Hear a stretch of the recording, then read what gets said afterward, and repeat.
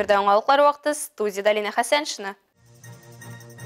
Бәйрәмнәр бірләштірі һәм мөнәсәбәтләрне нығыта. Әлмәттә татар жанлы кызлар өчен Сөембикә бәйгесе үтте. Акробатикаға гашыйк россиялеләр Нефтчеләр қаласына җыелды. 2 майда кичке сағат 8-ләр тирәсендә Әлмәтнең Бигәш урамындагы 33-нче йорт каршында юл транспорт хәрәкәте була. Kia Rio'ның 23 яшьлек шоферы Бигәш урамы буенча Төзүчеләр проспекты ягыннан Радищев урамы юнәлешендә бара. Беренчел мәгълүматлар буенча светофорның яшел сигналы буенча сулга борылганда каршы якка хәрәкәт иткән Lada Kalina автомобиленә өстенлек бирми. Юл транспорт хәрәкәте нәтиҗәсендә Lada Kalina автомобиленнән 2 пассажир хастаханәгә озатыла. 2020 елдан башлап Татарстанда безнең ишегалды программасы кысаларында төзекләндерүне таләп итә торган күп фатирлы йортларның ишегаллары үзгәрешләр кичерә. Республика рәисе программасы кысаларында төзекләндерү эшләре халыкның теләкләрен ишетеп һәм эшләрнең сыйфатын саклап башкарыла. Калабызның Ленин урамы буенча урнашкан ишегалларының берсендә 2021 елда ук төзекләндерү эшләре узган. Алар тамамлану белән игелекле күршеләр бәйрәме узмаган. Активистлар территориаль иҗтимагый үзидарә рәисе белән берлектә Атна уртасында үзләренә бәйрәм оештырды. Күршеләрне үзара якынайтучы бәйрәмдә без дә булып кайттык.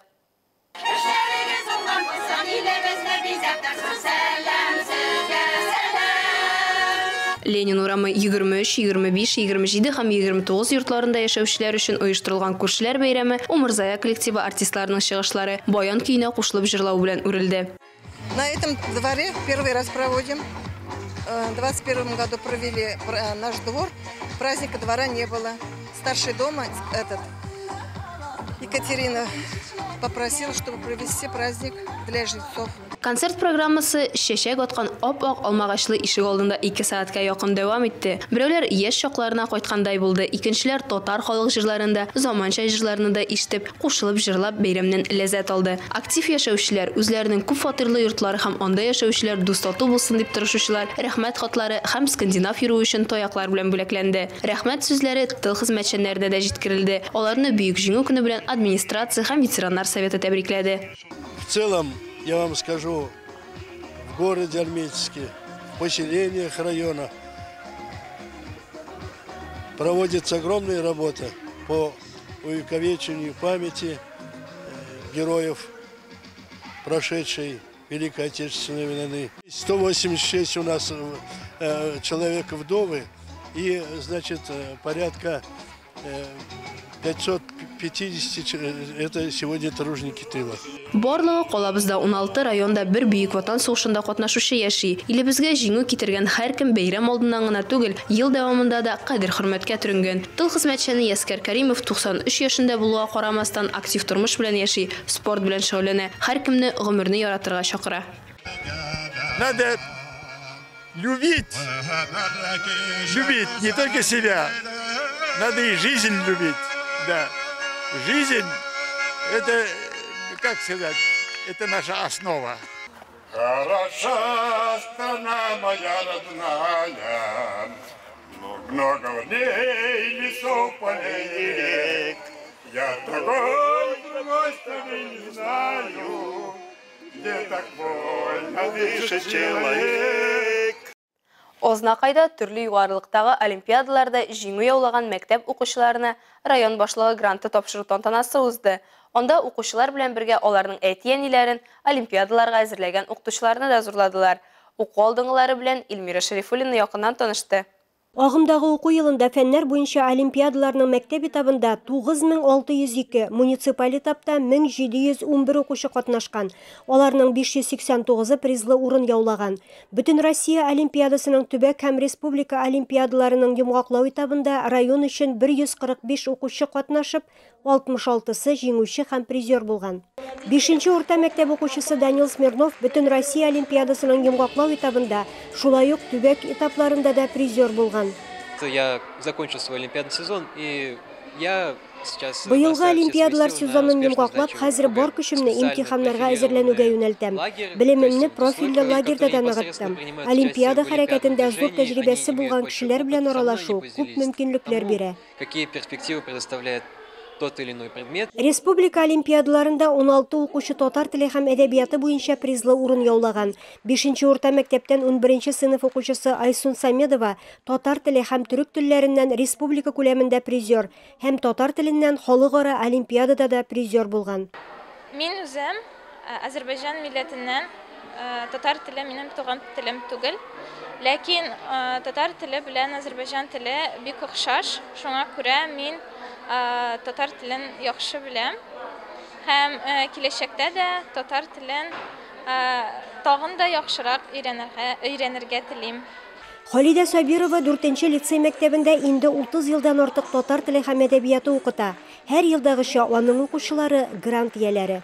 Әлбәттә, олимпиадага әзерләү һәм анда ниндидер урыннарга ирешү өчен бик күп хезмәт куярга кирәк, күп көч куярга кирәк. Монсы бер, икенчедән укучы син укыткан фәнне яратырга тиеш һәм теләп өйрәнергә тиеш. Менә шул вакытта гына ниндидер уңышларга ирешеп була. Муниципаль район башлыгы Марсель Шайдуллин укучыларның әти-әниләренә, укытучыларына һәм мәктәп директорларына да рәхмәт хатлары тапшырды. Оснакай шәһәре 2-нче урта мәктәбенең 9-нчы сыйныф укучысын чакырабыз.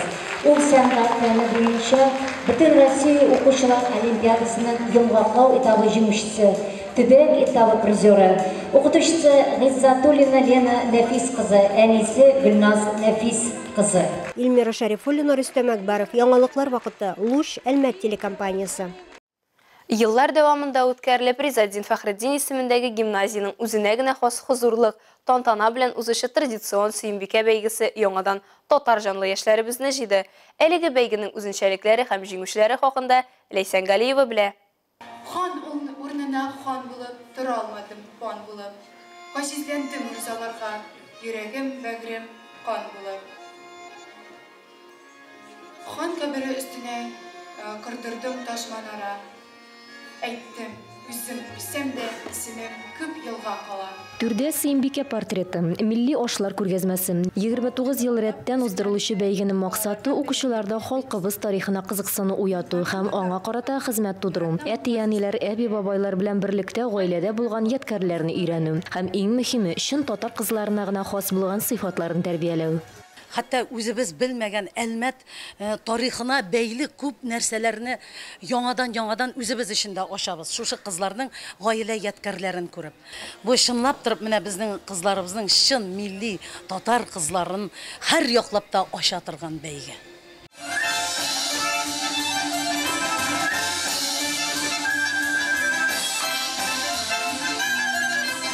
Бәйге кагыйдәләре буенча бирдә 10-нчы сыйныф кызлары катнашалар. Билгеле, җыр-моңга, аш-суга сәләтле булу шарт. 6 татар кызы гүзәллектә, зирәклектә, тарихны белүдә, сәнгатьтә, осталыкта көч сынашты.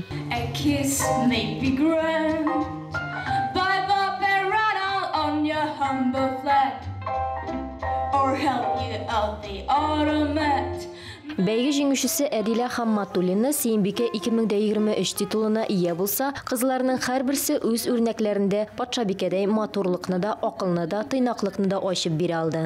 Һәм инде узган елда Сөембикә безгә үзенә калфагын тапшыра. Әлеге калфак буыннан буынга күчеп килә. Киләсе елда кем алыр икән әлеге калфакны? 10-нчы сыйныфлар әзерләнә башлады. Ләйсән Галиева, Дамир Корбанов, Яңалыклар вакыты, Луч Әлмәт телекомпаниясы. Ел сайын Әлмәттә спортка актив җәлеп ителгән балалар саны арта бара. Үсеп килүче буын төрле юнәлешләрне үзләштерә, үз осталыкларын камилләштерә. 28 апрельдән 1 майга кадәр Әлмәт шәһәрендә спорт акробатикасы буенча весенняя капель язгы тамчы ачык турниры узды. Аның артыннан безнең төшү төркеме дә күзәтте.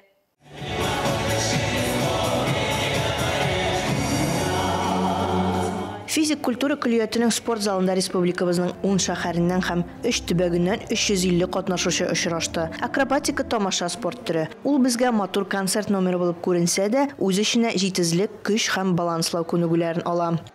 Турнирда тәҗрибәле спортчылар да, яңа гына спорт белән шөгыльләнә башлаучылар да катнаша ала. Алар өчен бу уңышларын күрсәтү, күнегүләрдә булган кимчелекләрен һәм хаталарын ачыклау өчен яхшы мөмкинлек.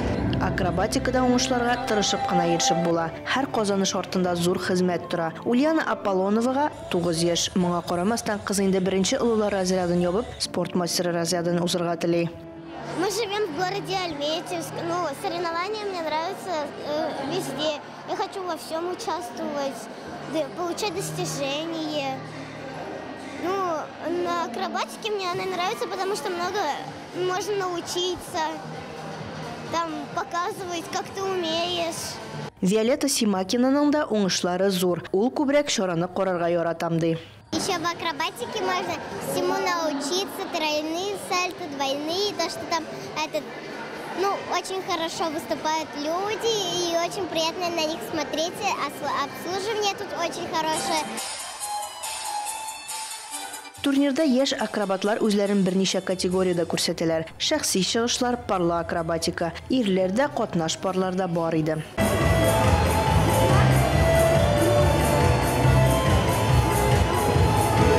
Әлбәттә, спорт акробатикасы чәчәк ата, аның популярлыгы балалар арасында гына түгел, өлкәннәр арасында да арта. Направление взрослая акробатика у нас появилось не так недавно, только год назад, но тем не менее уже девочки взрослые сдают разряды и выступают на наших соревнованиях. Наши воспитанники являются членами сборной Республики Татарстан. Также они отобрались на первенство России, и мы попали в финал первенства России 2023 год. Олия Байрамалова, Рафаэль Сафин, яңалыклар вакыты, Луч Әлмәт телекомпаниясы. Ял көннәрен файдалы итеп уздыру Елхавай авылында күркәм гадәт. Бигрәк тә хоккей сөючеләр тырыша. Кышын биредә даими төстә турнирлар, иптәшләр уены узса, сезон ябылгачта тема үз көчендә кала бирә. Узган елларда Елхавайлылар Акбарс командасы өчен җан атты. Рәдифә Нуманова дәвам итә. Экраннарда әле уен исәбе 0-0, мәдәният клубына килеп утырган авыл халкы бераз борчыла. Сөекле Акбарс командасы Гагарин кубогын 3 тапкыр алганы булса да, соңгы елларда бераз сыната. Өстәвенә безнең спортчылар илебезнең данлыклы ЦСКА командасы белән очраша. Шуңа күрә сезонлы бакча һәм башка көндәлек эшләрен калдырып, республика спорт сөючеләре белән бер сулышта булу Елхавайлылар өчен бик мөһим. Последние 5-6 минут этого первого периода.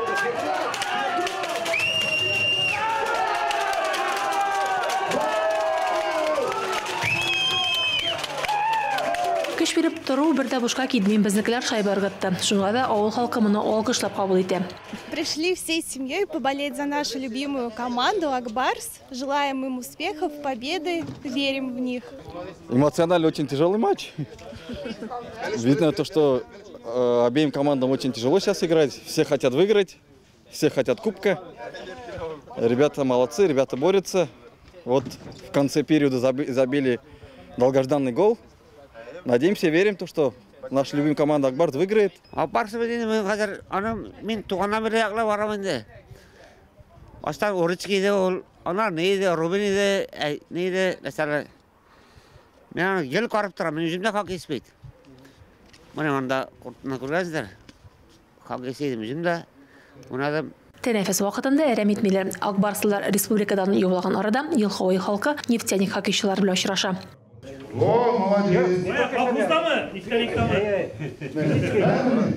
Ислам Гарешин, Радель Галиев, Данила Курковның бирегә килүе бигрәк тә яшь Елхавай спортчылары өчен мөһим. Һәркем аларның автографын алырга ашыга. Егетләр дә аралашуда ачык, шәп киңәшләрен кызганмый. Приехали с хорошим настроением сюда посмотреть игру Акбарса, ЦСКА, последнюю игру, 7-ю финальную.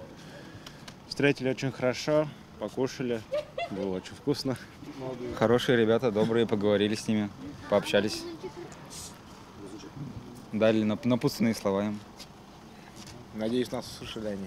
Елхавай авылы халкы үзләре дә спортта көчле, биредә спорт үсешенә мөмкинлекләр тудырылган. Авылның 3 егете бүген нефтяник хоккей командасы составында уйный. Курт эшләп килә, куртта 30-га якын балалар шөгыльләнә хоккей белән. Хоккей, волейбол, төрле уеннарда, менә безнең күптән түгел кызларыбыз районда авыл үсмерләр арасында, авыл мәктәпләре арасында беренче урын алдылар. 2 атнадан соң егетләребез Аллаһка шөкер беренче урын алдылар волейбол буенча. Менә хоккей буенча да әзрәк аксаттык. Тырышырбыз Алла берсә, бу елларда тагын элекке хәлгә кайтырга. 5 тапкыр Россия чемпионы, 3 тапкыр Гагарин кубогы иясе булган Акбарслылар бу юлы кубокны ЦСКАда калдырдылар. Финалның хәлиткеч 7-нче матчында җиңелделәр. ЦСКА исә 2-нче тапкыр рәттән һәм үз тарихында 3-нче тапкыр Гагарин кубогына ия булды. Күңелләре бераз төшсә дә, Елховыйның яшь спортчылары өчен бу җиңүле яңа җиңүләргә этәргеч булып истә калачак. Радифа Нугманова, Рафаэль Сафин, яңалыклар вакыты, Луч, Әлмәт телекомпаниясе. Әлегә шулар, мин Лина Хәсәншина һәм монтаж операторы Оля Берамалова сезнең белән сау булашабыз. Исәнеми булыгыз.